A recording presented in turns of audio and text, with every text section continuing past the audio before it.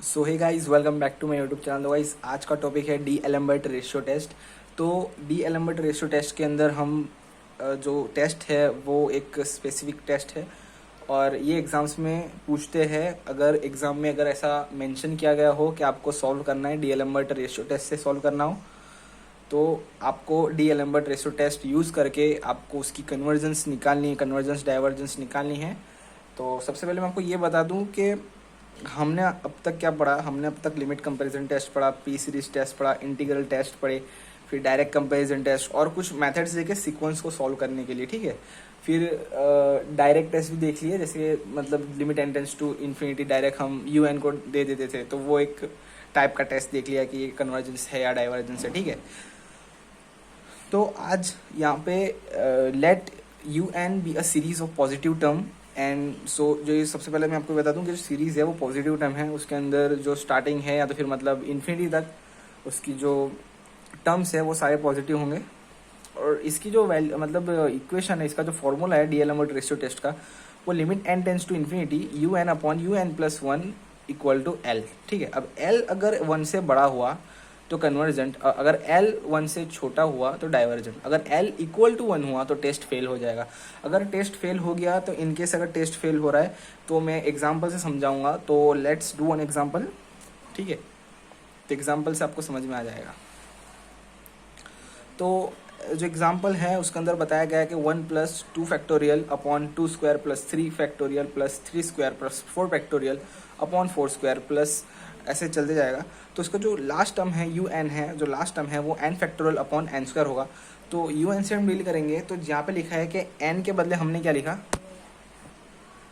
N के बदले हमने लिखा U N plus one equal to, तो यहाँ पे जो एन है उसके बदले मैं लिखूंगा एन प्लस वन फैक्टोरियल और अपॉन एन प्लस वन का स्क्वायर, ठीक है। तो by D Alembert test now limit N tends to infinity U N upon U N plus one. तो यहाँ पे मैंने सॉल्व क्या किया है कि जो ये वाला N factorial upon N square मैंने यहाँ लिख दिया है और इसका जो न्यूमरेटर है वो यहाँ है, उसका जो डिनोमिनेटर है ऊपर चला जाए, क्योंकि जो डिनोमिनेटर का डिनोमिनेटर न्यूमरेटर हो जाता है, ठीक है। तो उसके बाद मैंने इसको सिंप्लीफाई किया। यहाँ पे मैंने क्या किया है, यहाँ पे एन फैक्टोरियल है और नीचे यहाँ पे एन फैक्टोरियल है ये वाला। तो n प्लस वन और n plus one minus one, यानी कि जो हम फैक्टोरियल को हम एक्सपांड करेंगे तो माइनस वन होते जाएगा।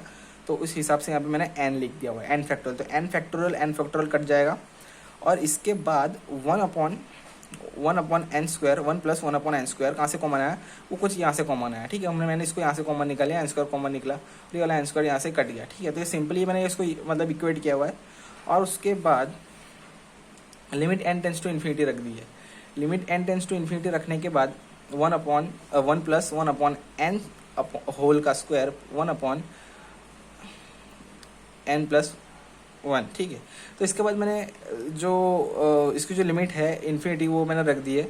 तो उसके बाद वो जीरो आ गया। तो जो इसकी जो एल वैल्यू मतलब ये जो है वो जीरो है, वो वन से छोटा है। तो हम कह सकते हैं कि जो सीरीज है वो डाइवर्जेंट हो गया, क्योंकि हमने ऊपर यही देखा, ठीक है।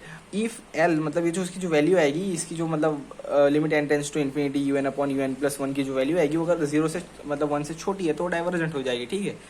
तो हम एक टेस्ट फेल का जो मीन्स प्रॉब्लम है वो एक बार देख लेंगे तो आपको क्लियर हो जाएगा कि अगर in case D Alembert ratio test अगर फेल हो रहा है, तो उसको कैसे डील करेंगे, ठीक है। सो गाइस, यहाँ पे मैंने एक एग्जांपल ले लिया है इसको हम डी एलम्बर्ट रेशियो टेस्ट से सॉल्व करेंगे। तो हमारे पास जो यू एन है वो है N upon N square plus one, और जो इसका जो U N plus one N होगा, वन प्लस एन होगा, तो वो एन के बदले में एन प्लस वन लिखूंगा और जो एन प्लस वन यहाँ पे इसका स्क्वायर प्लस वन, ठीक है।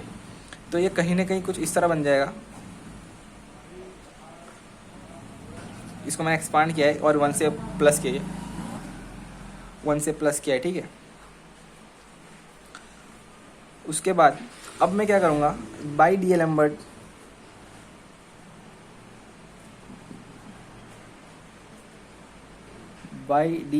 टेस्ट, ठीक है, D Alembert ratio test, limit N tends to infinity U N upon U N plus one, ठीक है। तो यहाँ पे मैं un लिखूंगा n upon N square plus 1।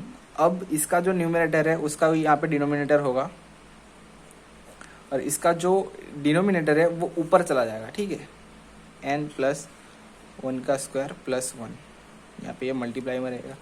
तो हम क्या करेंगे इसके अंदर, सॉरी इसका मैंने इसको सिंप्लीफाई किया हुआ है तो मैं यहाँ पे डायरेक्टली लिख दूंगा n into N square plus 2n plus 2 upon N square plus 1 upon n plus 1, ठीक है।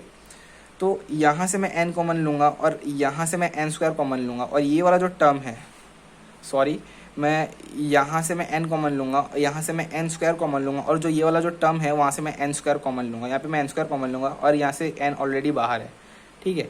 तो ये n निकल के आ गया और यहाँ पे n स्क्वायर आ जाएगा 1 plus 2 upon n plus 2 upon N square. यहाँ से मैं n स्क्वायर कॉमन निकालूंगा 1 upon N square multiply n 1 plus 1 upon n। तो ये n यहाँ से मतलब n cube upon n cube cut जाएगा। तो हमारे पास क्या बचा, यहाँ पे मैं एक्चुअली लिमिट, ये जो अंदर का इक्वेशन है मैंने इसको सॉल्व किया है। तो आप यहाँ पे limit n tends to infinity, limit n tends to infinity लगाते रहना, ठीक है। यहाँ पे मैं लिख दे रहा हूँ limit n tends to infinity, ठीक है। यहाँ पे अब जैसे ही आप लिमिट की n की वैल्यू इन्फिनिटी रखोगे तो ये वाला जो टर्म है वो वाला ज़ीरो हो जाएगा, ठीक है। 1 प्लस ये वाला टर्म भी ज़ीरो हो जाएगा क्योंकि 2 upon infinity 0, 2 upon infinity square 0, तो 0 प्लस 0। ये वाला जो टर्म है यहाँ पे 1 रह जाएगा और यहाँ पे सिर्फ 0 हो जाएगा और ये वाला जो टर्म है 1 रह जाएगा और यहाँ पे 0 हो जाएगा, तो 1, तो इक्वल टू 1 बच गया। तो यहाँ पे क्या हो गया कि D'Alembert ratio test is fail, ठीक है। लेकिन अब फेल हो गया है तो इसका मतलब ये नहीं है कि आपको यहाँ पे छोड़ देना है, बस इतना नहीं है। अब आप सॉल्व करेंगे क्या, किससे, कि अपने पास un क्या है,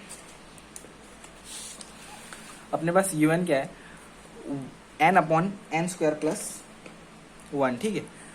तो हम इसका vn निकालेंगे। vn निकालना मैंने आपको सिखाया था कि सबसे पहले जो न्यूमरेटर का जो मैक्सिमम पावर होगा वो वाला टर्म लिखना है। तो वो वाला टर्म मैंने यहाँ पे सिर्फ एक टर्म है तो मैं n लिख दिया, और जो नीचे का जो मैक्सिमम पावर है n स्क्वायर है तो मैंने n स्क्वायर लिख दिया। अब जो इसका जो फाइनली आएगा तो 1 अपॉन n है। तो मैं यहाँ पे क्या करूँगा, बाय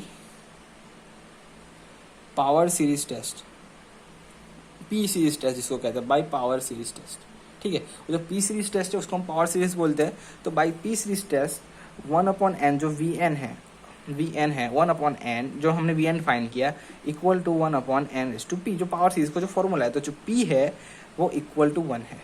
तो अब क्या होगा, ये वाला जो फंक्शन है, ये वाला जो सीरीज है वो है डाइवर्जेंट, हमें इससे पता चला।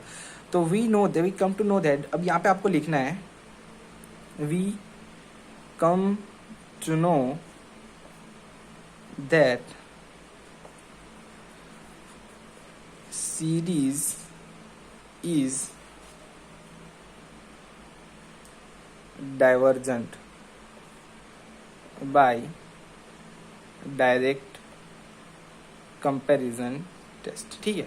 तो हमने क्या किया, जो vn फाइंड किया, vn से हमें पता चला कि ये जो है बंदा ये डाइवर्जेंट है, और उसके साथ वाला जो बंदा हमें जो एक्चुअली जो बंदा मिला है, जो un मिला है, तो वो क्या है कि हम डायरेक्ट कंपैरिजन टेस्ट है, क्योंकि जो vn है वो un से मिला है, ठीक है। तो उसके हिसाब से हम क्या बताएंगे कि ये जो सीरीज़ है वो डाइवर्जेंट है, ठीक है।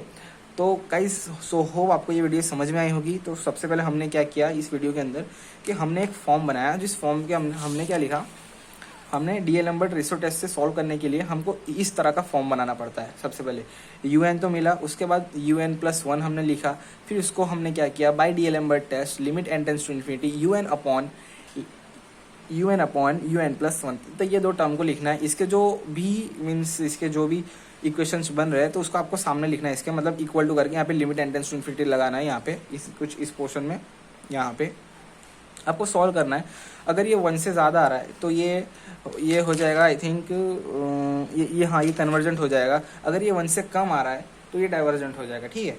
तो उस हिसाब से आपको अगर ये 1 इक्वल टू 1 आ रहा है, l इक्वल टू 1 आ रहा है, तो ये हो जाएगा टेस्ट फेल हो जाएगा। फिर आपको यहाँ पे पी पावर सीरीज टेस्ट से या फिर मीन्स कोई और जी अगर मेथड लग रहा हो, जैसे कि आप लोग डायरेक्ट आपने UN पे limit n tends to infinity लगा दिया, वहाँ से भी आप सोल्व कर सकते हो। और दूसरी बात ये है कि ये जो डी एलम्बर्ट, ये जो मोस्ट इंपॉर्टेंट पॉइंट है, डी एलम्बर्ट रेशियो टेस्ट है वो अक्सर फैक्टोरियल वाले सम्स के अंदर ही यूज़ होते हैं।